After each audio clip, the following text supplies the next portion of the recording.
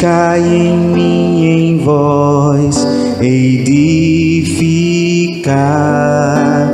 Aleluia, aleluia. Quem em mim permanece, muito fruto dá. Aleluia, aleluia.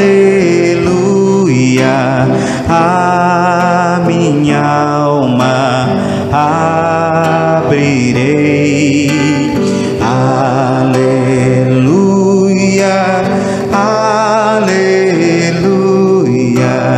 Cristo é meu Rei. O Senhor esteja convosco. Ele está no meio de nós. Proclamação do Evangelho de Jesus Cristo, segundo João. Glória a vós, Senhor. Naquele tempo, Jesus disse a seus discípulos: Eu sou a videira e o meu Pai é o agricultor. Todo ramo que em mim não dá fruto, ele o corta. E todo ramo que dá fruto, ele o limpa, para que dê mais fruto ainda. Vós já estáis limpos por causa da palavra que eu vos falei. Permanecei em mim, e eu permanecerei em vós. Como o ramo não pode dar fruto por si mesmo, se não permanecer na videira, assim também vós não podereis dar fruto, se não permanecerdes em mim. Eu sou a videira, e vós os ramos. Aquele que permanece em mim, e eu nele, esse produz muito fruto, porque sem mim nada podeis fazer. Quem não permanecer em mim será lançado fora como um ramo e secará. Tais ramos são recolhidos, lançados no fogo e queimados. Se permanecerdes em mim e minhas palavras permanecerem em vós, pedi o que quiserdes e vos será dado. Nisto meu Pai é glorificado, que deis muito fruto e vos torneis meus discípulos. Palavra da salvação. Glória a vós, Senhor. Permanecei no meu amor e segui meu mandamento. Amai-vos uns aos outros como eu amado. Prova de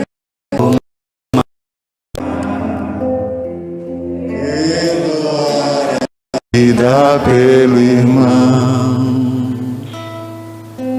Prova de amor maior não há que doar a vida pelo irmão. Um recado para nós de Jesus, viu? Levar para casa e exercitar esse recado. Permaneçam no meu amor. Diga: Senhor, eu desejo permanecer no teu amor. Ajuda-me. Olha, porque ele diz, hoje, ele usa a figura da videira. A videira é o quê? É uma árvore? É uma árvore que dá o quê? Uva. Uva lembra o quê? Vinho. Vinho a gente utiliza na missa, por exemplo. Para quê? Significa o que o vinho? O vinho vai se transformar no sangue de Cristo. Tem algum momento na Bíblia que a gente vê falar de vinho, escuta falar de vinho? Importante. Na boda de Caná, né? Na festa de casamento. O que é que acontece com o vinho? Mas antes dele transformar, aconteceu o que com o vinho? Faltou o vinho na festa, né? O vinho que motivava, que dava alegria para as pessoas. E quem é que escuta Quem é que percebe que faltou vinho e fala com Jesus? Maria, sua mãe, né? Então, o exemplo da discípula, que Maria é, seguidora de Jesus, é perceber o que falta na vida das pessoas e falar com Jesus. Então, se nós queremos permanecer no amor de Jesus, nós temos que fazer como Maria, olhar o que falta na vida do outro e falar com Jesus e ir junto, porque veja, ela vai ao encontro de Jesus e ela não fica nisso, ele dá a ela uma missão, né? Percebem isso? Que ela fala com ele, e ele diz: mulher, que tem a ver com isso, não é?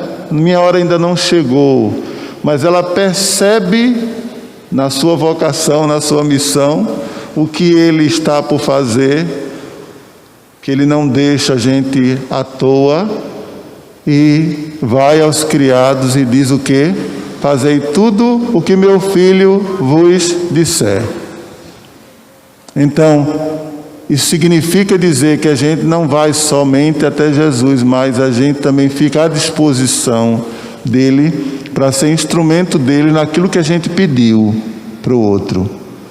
Então, em casa, por exemplo, é uma coisa simples, né? Em casa, tão próximo da gente. Em casa a gente também tem que ver o que falta na vida do outro. E a gente também tem o poder e a condição de falar com Jesus, pelos nossos também, os próximos que estão conosco. E ao falar com Jesus, procurar escutar de Jesus, perceber de Jesus, o que é que eu posso fazer também para ajudar quem está próximo de mim, quem está precisando de mim. Isso é permanecer no amor de Deus. Porque permanecer, veja que ele usa a figura da videira, que é uma árvore. Ele diz: eu sou a videira verdadeira, e vocês são o quê? Os ramos, não é? Não é através dos ramos que há um prolongamento da videira, que nascem as folhas, os frutos, não é verdade? E dos frutos nascem a semente que cai na terra e que gera outra videira, e assim vai.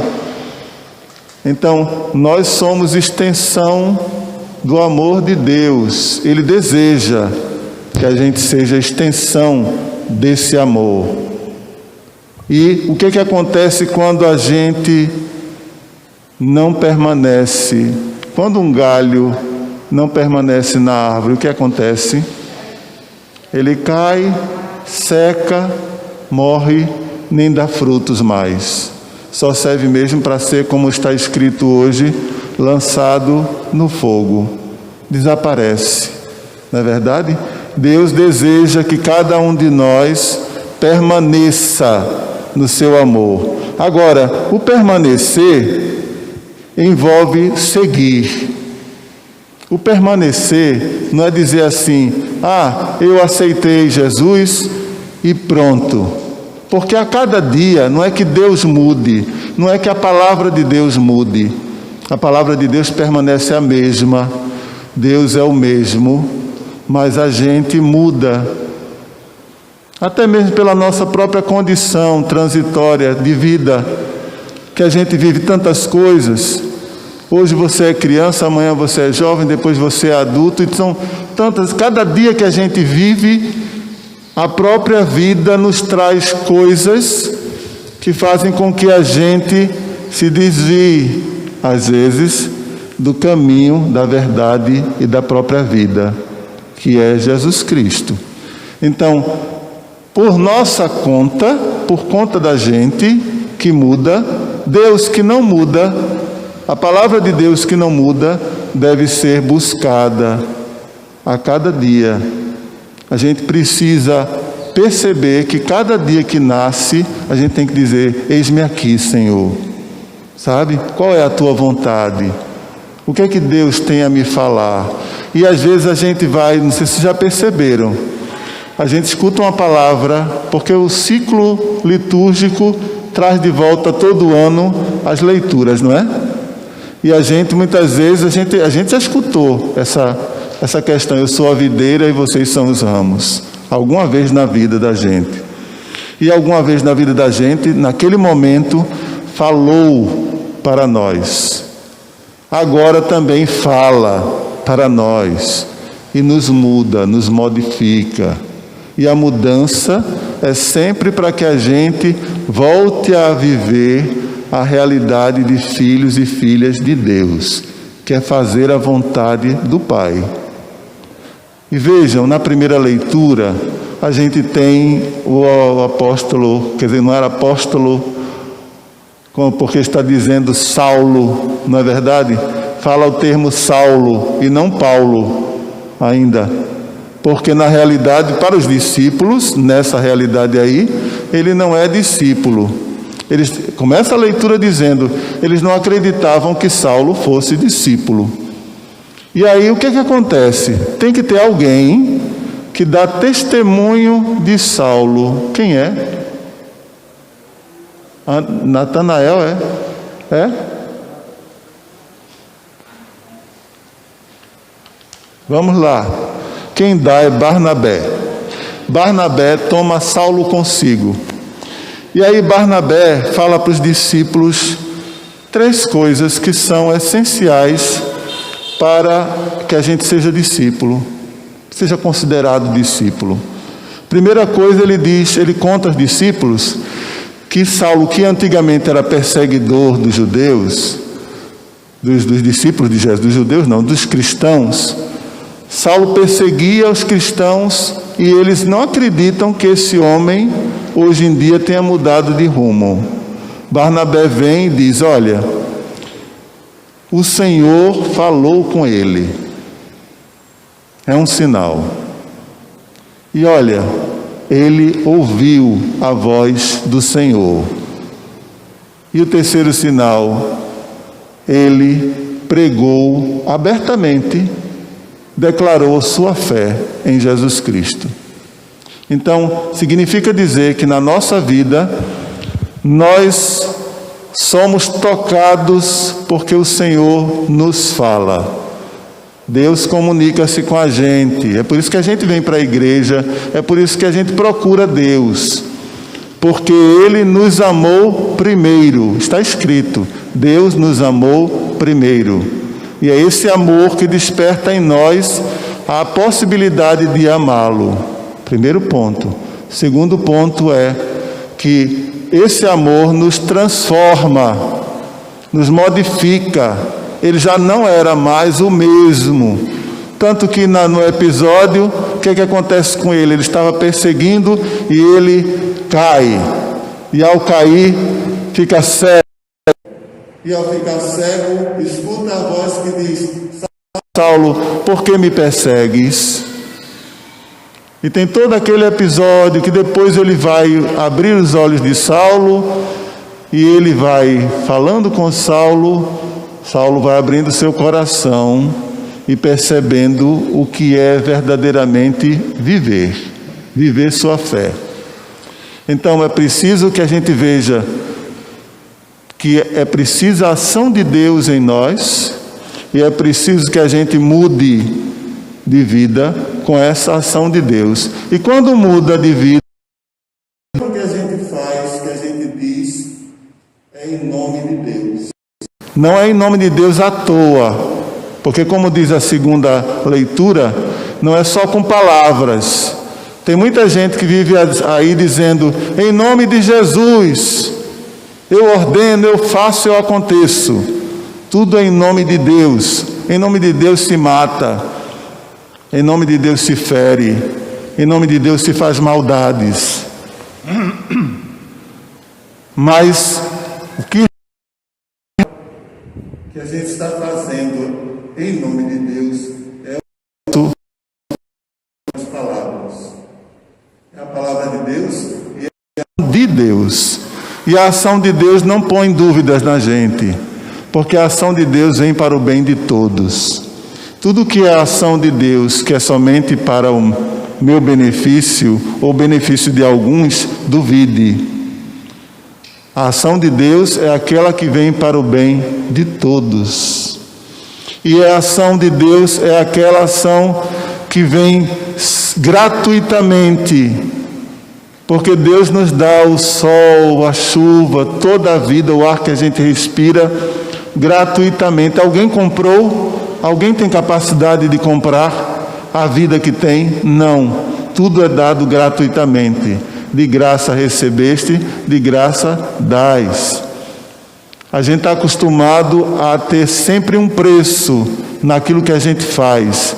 Mas a gente, quando experimenta fazer algo sem cobrar nada para alguém, fazer porque alguém precisa e porque eu posso fazer, isso não tem preço.